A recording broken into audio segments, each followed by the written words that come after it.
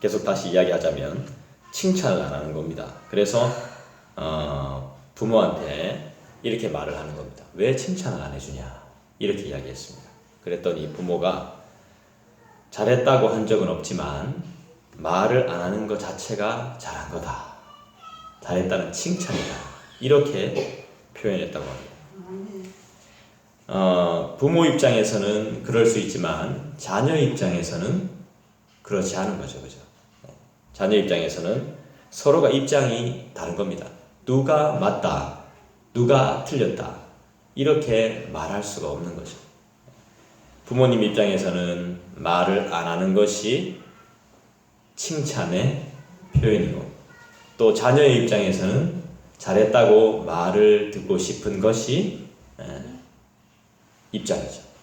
부모의 자녀의 입장입니다. 그래서 서로가 다른 거죠. 결국에는 무슨 말입니까? 서로가 틀린 것이 아니라 서로가 다른 겁니다. 오늘도 이 말씀을 자세히 보시면 하나님의 입장과 그 다음에 사람의 입장이 달라요. 나라의 입장과 하나님의 입장이 다릅니다. 그걸 우리가 잘 간파해야 됩니다.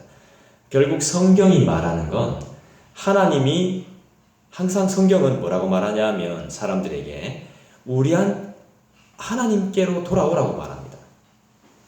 하나님께로. 항상 그렇게 말해요. 사람들이여 나에게로 돌아오라. 이 성경의 핵심 메시지입니다. 어디든지 우리가 성경을 읽어보면 항상 하나님이 돌아오라고 말씀하시는 걸 볼 수 있습니다. 얼마나 우리가 안 돌아오면 사람들이 돌아오지 않으면 계속 돌아오라고 말씀하시는 것이죠. 자, 1절을 우리 한번 보도록 하겠습니다.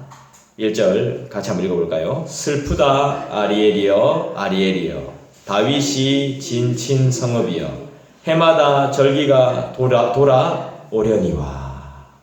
슬프다 아리엘이여. 이 아리엘이란 말이 정확히 무슨 말인지는 잘 모르겠습니다. 무슨 뜻인지. 근데 주의 사자라는 뜻도 있습니다. 그 다음에 이 아리엘이 어디에 있냐 하면 예루살렘 성 안에 있는 제단이라고 하더라고요. 제단. 그러니까 번제단. 제사를 지낼 때 사용하는 제단. 결국에는 아리엘이 그러면 어디가 되는 겁니까? 이스라엘이 되는 거죠. 이스라엘의 예루살렘 성.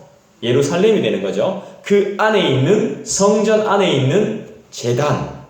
그러니까 아주 세부적으로 이야기한 겁니다. 하나님께서.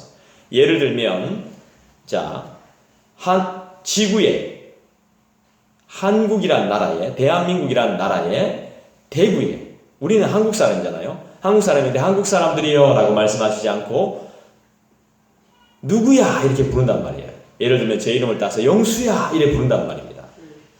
아니면 뭐 예지야 이렇게 부른단 말이에요. 그게 무슨 말입니까? 한국의 대구에 그 다음에 어느 교회? 행복한 언약교회에 소속되어 있는 한 영혼을 말하는 것처럼 아리엘이 그런 의미로 사용된다고 알고 있습니다.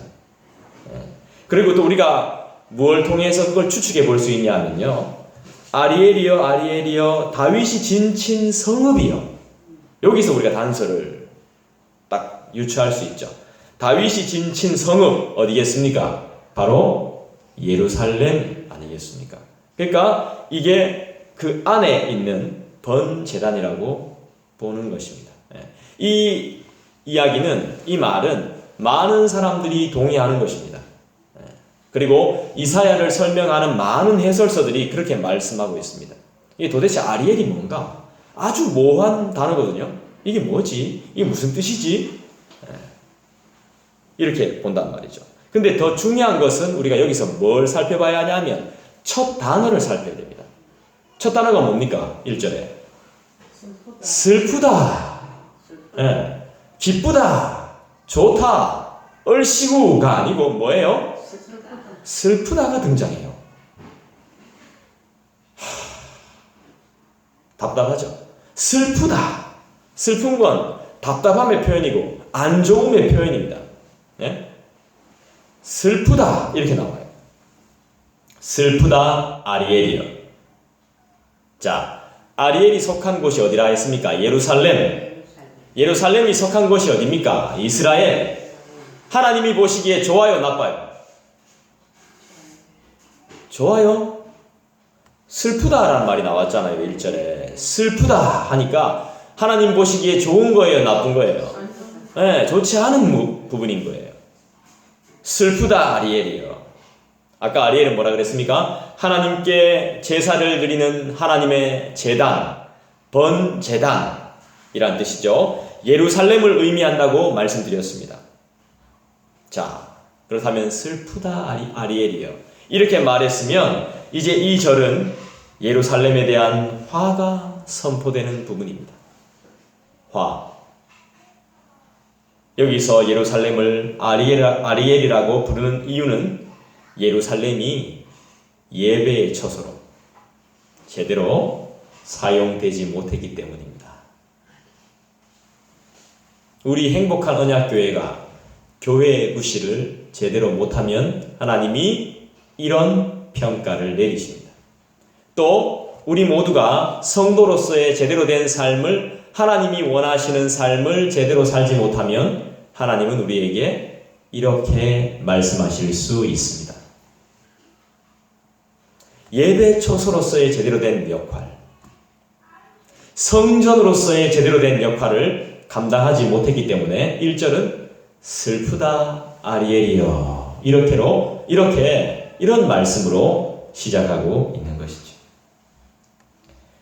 나아가서 이제 앞으로 어떻게 되냐 하면요, 하나님께서 사람들이 지은 성전을 무너뜨리시고 그곳에 예수님이 오셔서 예수님으로 말미암아 새 성전을 세울 것을 신약 성경은 말씀합니다. 인간이 세운 것들은 다 무너지는 겁니다. 자, 왜 예배 처소로서의 기능을 제대로 못했느냐, 이 문제입니다. 우리들의 예배는 어떻습니까? 우리는 예배 잘 하고 있습니까? 예배 드리고 나서 우리의 삶은 많이 달라지고 있습니까? 자, 1절에 보면 해마다 절기가 돌아온다 그랬습니다. 절기 때마다 제사를 지냅니다. 그런데 제사는 지내는데 삶이 변하지 않습니다. 절기 때마다 절기를 꼬박꼬박 지킵니다. 무슨 절, 예를 들면 부활절, 무교절, 칠칠절, 오순절 다 지킵니다. 다 지키는데 절기만 지키지 삶의 행동과 마음과 말이 전혀 바뀌지 않는 겁니다. 하나님은 다 아시죠? 우리는 잘 몰라도. 하나님의 제단으로 준비된 예루살렘, 하나님의 제단으로 준비된 이스라엘은 그 역할을 감당하지 못해서 결국 심판을 받게 될 것입니다. 심판이 예언되어 있는 거거든요. 그렇지만 이 과정에서 예루살렘 거민들이 낮아져서 하나님의 구원을 열망하게 되면 하나님은 연단의 도구로 사용하였던 이방을 도리어 하나님이 심판하실 거라고 말씀하시는 것입니다. 자, 무슨 말이냐 하면 지금 이스라엘이 하나님이 원하시는 대로 살지 않습니다. 그래서 다른 민족을 사용해서 하나님이 이스라엘을 쳐부숩니다. 쳐부수는데 다른 민족이 공격하는 거지만 결국은 하나님 자신이 하시는 것이라고 말합니다. 그런데 마음을 돌이키고 회개하고 마음이 낮아진 마음으로 다시 하나님을 섬기면 그 이스라엘을 공격했던, 예를 들면 우리를 공격하는 사람을 하나님이 무찔러 줄 거라고 말하고 있는 겁니다. 어렵지 않죠? 네. 지금 그 말씀인 겁니다. 오늘 전체적인 말씀. 아리엘에 대한 심판을 예고하고 있는 말씀이지만 결국 아리엘을 공격하는 사람을 하나님이 무찔러 주시겠다. 전제가 있습니다. 뭘 해야 됩니까? 마음이 낮아지고 하나님에 대한 구원을 열망하면 하나님이 아리엘을 공격하는, 이스라엘을 공격하는, 예루살렘을 공격하는 사람들을 막아주겠다는 것입니다. 멸망하게 하겠다는 것입니다. 지금 예배를 제대로 못 드리고 있는 겁니다. 제대로 된 제사를 이스라엘이, 예루살렘이 제대로 하고 있는 것이 아닙니다. 딴 데 마음이 가 있는 겁니다. 몸은 예배하는 곳에 와 있지만 마음은 다른 곳에 가 있는 겁니다. 자, 2절 보겠습니다.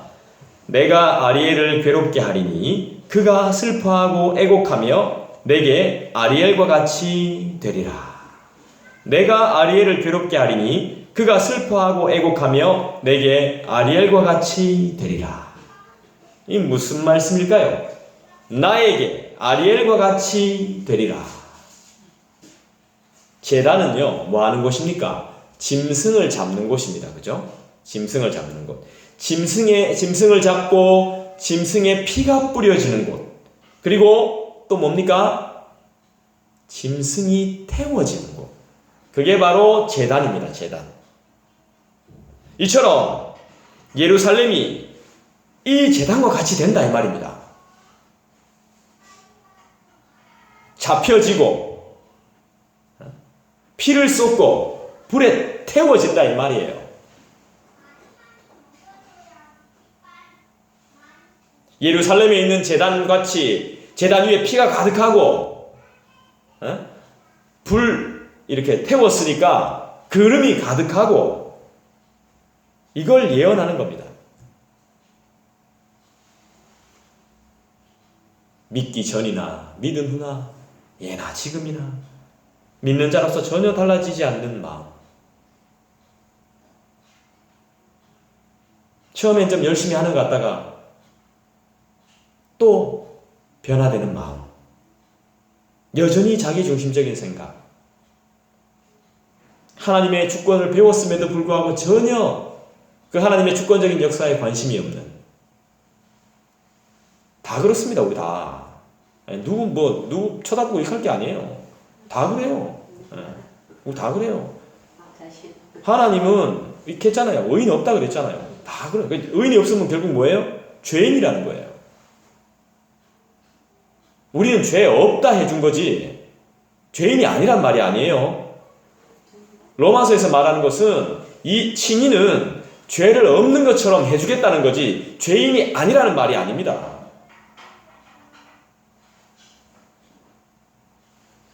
하나님의 주권을 생각하는 사람, 하나님의 섭리를 믿는 사람은 함부로 자기 자신을 죽이지 않습니다. 하나님이 주신 생명을. 하나님의 섭리를 아는 사람. 그리고 하나님의 보호와 하나님의 통치를 믿는 사람은 아유 되겠지 확 지르지도 않아요. 그거 아주 위험한 겁니다. 그래요.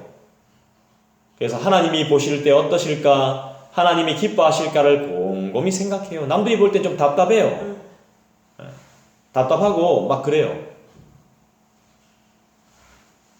저도 개척하기 전에 십자가 복음을 제대로 알았더라면 그렇게 안 살았을 거예요. 십자가 복음.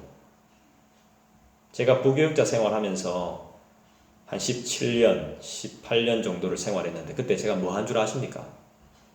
큰 교회에서, 나름 큰 교회에서 500명 이상 되고 1000명 가까이 되는 교회에 사역하면서 제가 뭐 했는지 아세요?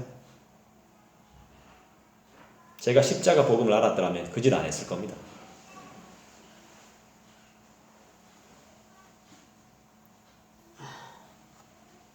하나님의 주권적인 역사를 기대하는 마음이 없는 우리 기독교는 너무 허술합니다. 믿는 자 하나 지키지 못하는, 젊은 영혼들 하나 지키지 못하는, 너무너무 허술해요. 그리고 또 너무너무 말씀을 몰라요. 그리고 교회에서 내가 말씀을 읽고 와서 공부해 와가지고 이게 무슨 말씀인지를 물어봐야 되는데 물어보는 사람이 없어요. 제가 늘 설교 때마다 우리가 문화적으로 겪는 것, TV 통해 보는 것 이상으로 성경을 읽어야 됩니다 해도 잘 와닿지 않는가 봐요.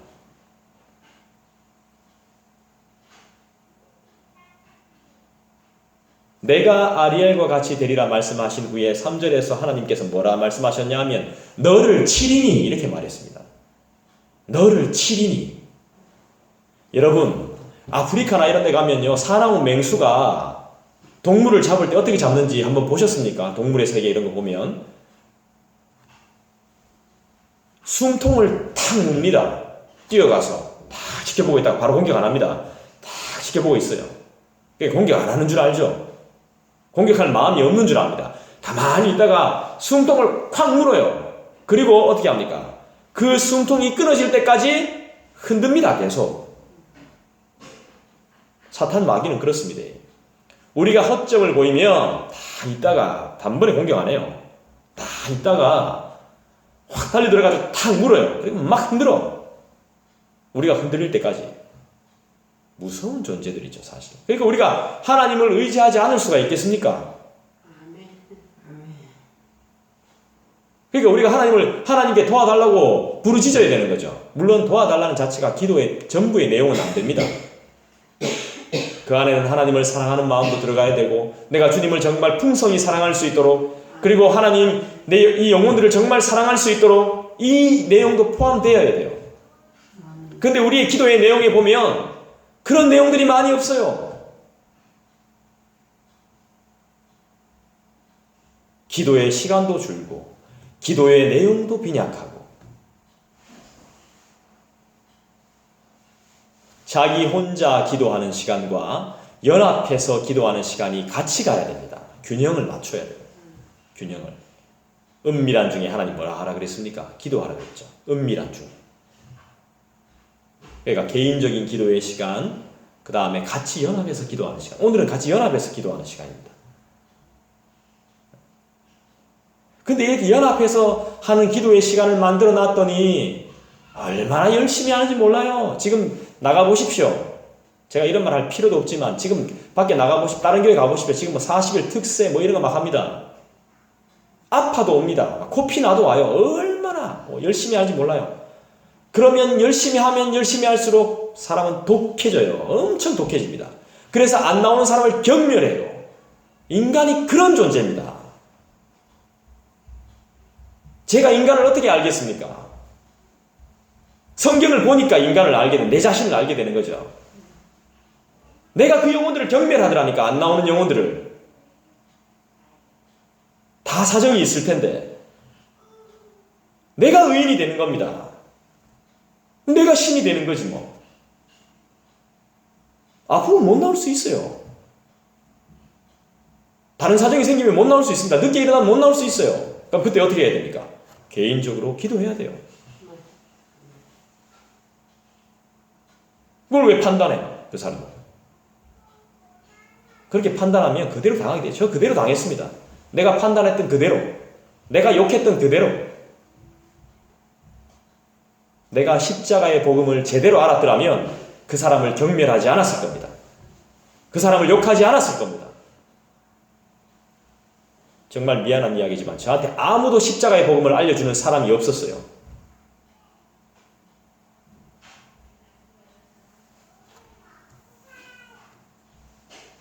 (3절에) 뭐라고 나온다고 했죠? 너를 친다 그랬습니다. 너를. 하나님이 사탄처럼,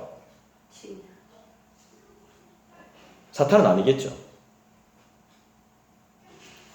내가 너를 사면으로 둘러 진을 치며 너를 애워 대를 쌓고 너를 치리니, 분명히 하나님 말씀하셨습니다. 이건 목사인 저 이야기 아닙니다. 하나님께서 분명히 말씀하셨습니다. 이사야를 통해서. 이 공격은 아수르와 같은 이방 나라를 통해서 이룰 겁니다. 하나님께서. 하나님은 자신이 예루살렘을 공격한다고 말합니다. 자기 자녀인, 자기가 선택한 민족인 예루살렘을 공격할 거라고. 내 새끼를 내가 공격한다고. 지금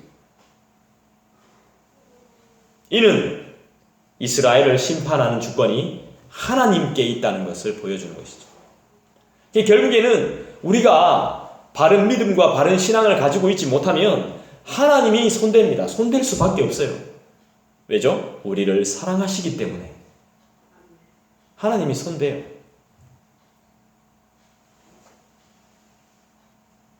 주님께 돌아가야 됩니다. 성경은 우리에게 계속해서 주님께 돌아갈 것을 말씀합니다.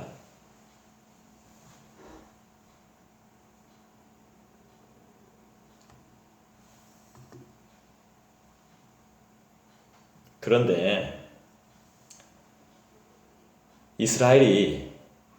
하나님이 이스라엘을 공격하는데 아수르를 통해서 공격하죠. 아수르가 적당히 이스라엘을 손봐야 됩니다. 적당히.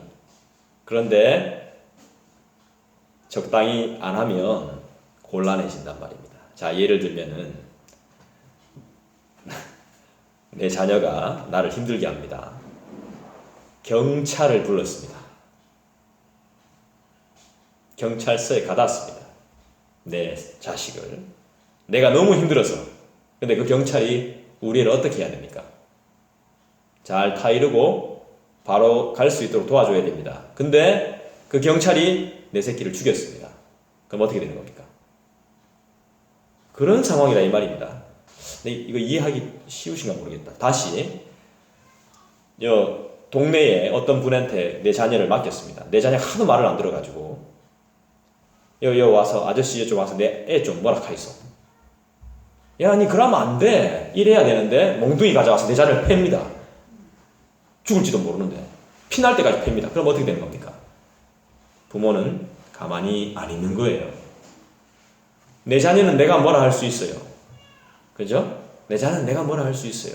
근데 남한테 부탁했을 때 그 남이 적당히 해야 돼요. 피나게 하면 안 되고 죽이면 안 돼요. 그 이야기가 이제 계속 나올 겁니다. 하나님이 마음에 안 드신다는 거예요. 아수르가 이스라엘을 대하는 모습이 마음에 안 든다는 거예요. 그래서 역으로 하나님이 이제 아수르를 치는 거예요.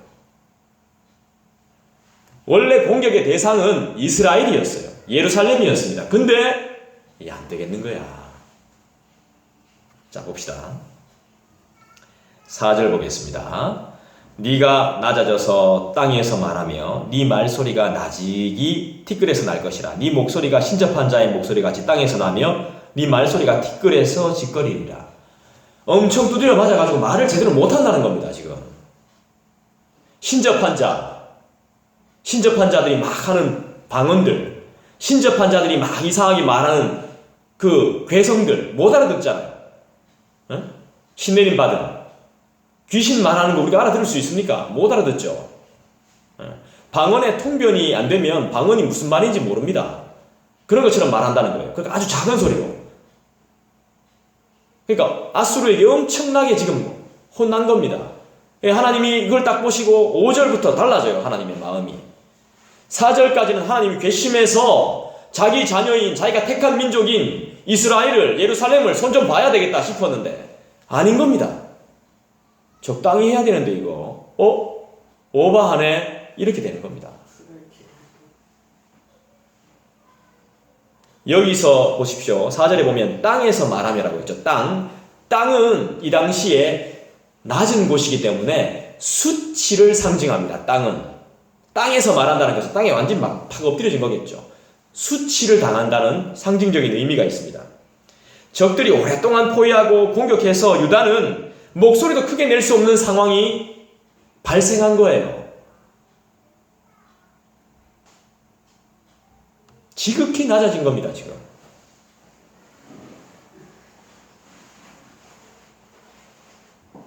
신접한 자의 목소리가 나오죠. 이 죽은 자를 대신해서 말을 하는 사람들은 귀신들의 인도를 따라서 알아듣기 힘든 말을 합니다. 속삭이거나 막 중얼거리는 작은 소리를 내요. 이게 못 알아듣는다는 거예요.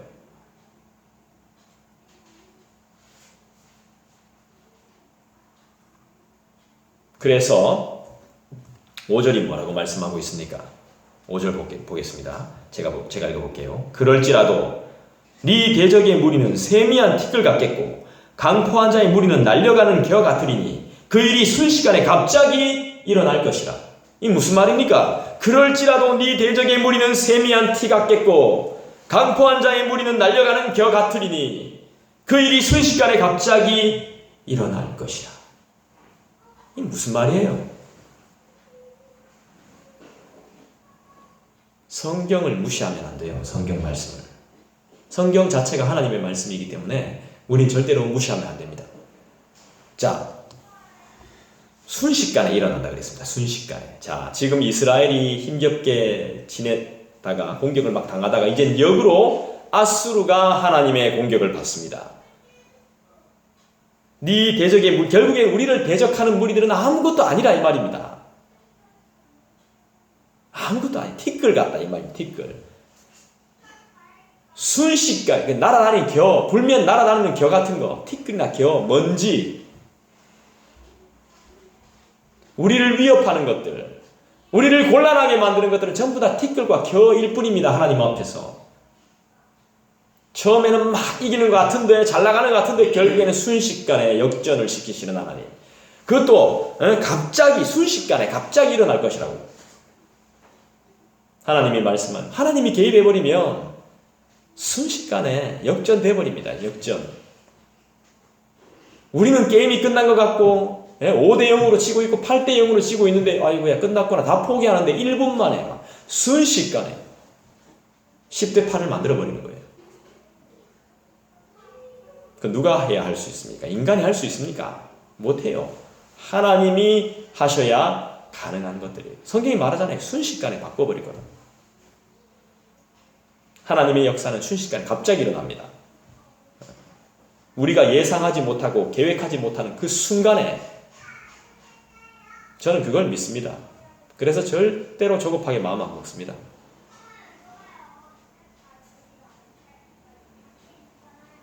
기도할 때마다 고민 많이 했죠. 제가 고민 안 하겠어요? 고민 많이 합니다. 저도 걱정도 많이 하고. 인간의 본능이 염려입니다. 염려. 인간의 본능은 걱정이고 염려입니다. 하지 말까? 그만둘까? 이게 인간의 본능입니다. 하지 말라 해도 자연스럽게 합니다. 걱정하지 말이, 걱정하지 말이 해도 나한테 불편한 일이 생기면 그냥 본능이 본능.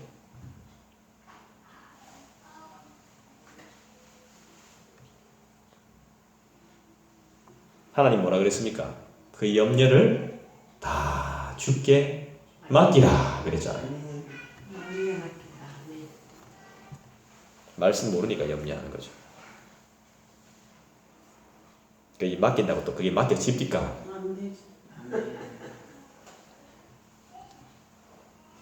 그러니까 우리가 십자가의 복음을 제대로 알았더라면 그렇게 살지 않을 거란 말이에요.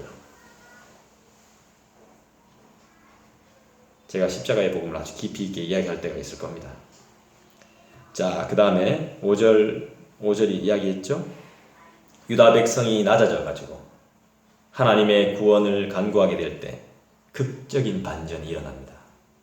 인생은 여러분 반전이에요. 반전, 극적인 반전, 영화 같은 진짜 말도 안 되는 일어날 수 없는 반전. 저는 그걸 꿈꿉니다.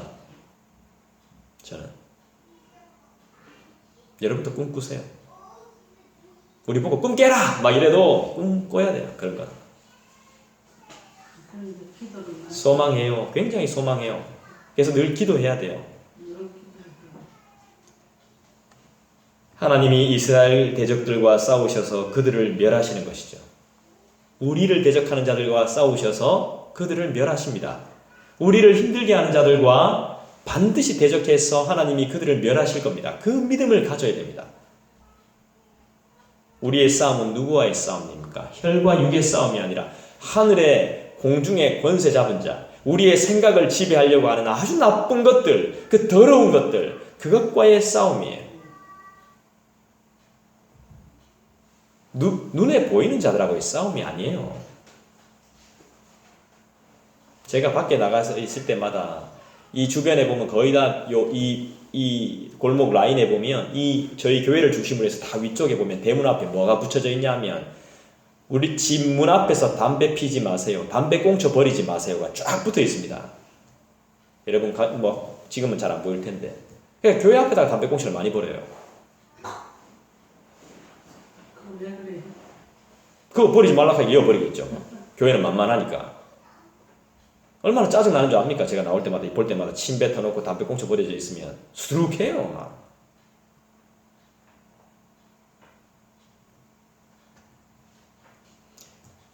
근데 그게 그 담배 꽁초 담배 피는 사람 딱 보면 짜증나죠. 저도. 누가 피는지도 알아요.